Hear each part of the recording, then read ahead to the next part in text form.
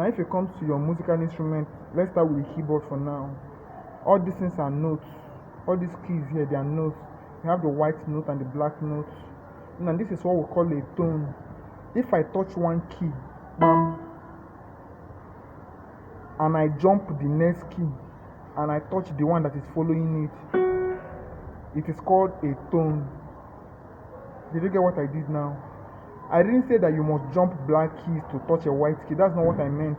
You can start from any key that you want. For example, I'm starting on the C flat key. If I started with C flat and I should jump one note, it doesn't matter the color, to touch the next one. That is what we call a tone in music.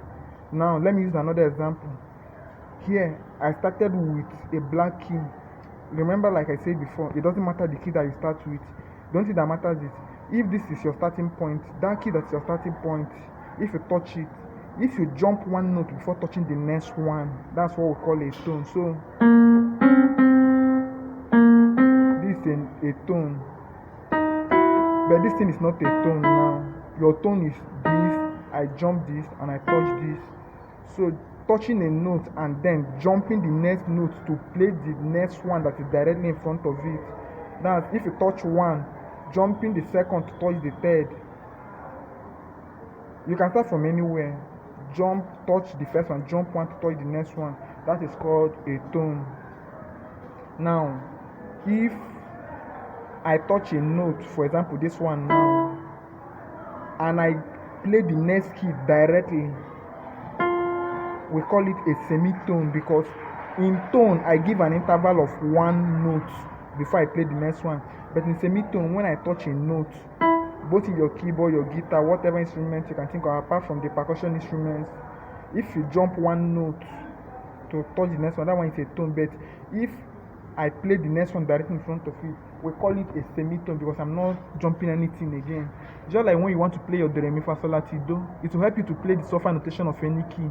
Although I will still do a tutorial video for it. Now your solfa notation, if you want to play your do, re, mi, fa, sol, la, ti, do from any key, even if you're a beginner in the keyboard, your formula is tone, tone, semitone. Tone, tone, tone, semitone.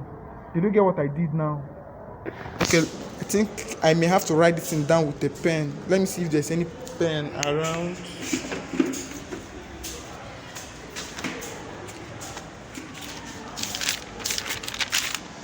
I have T, my tone.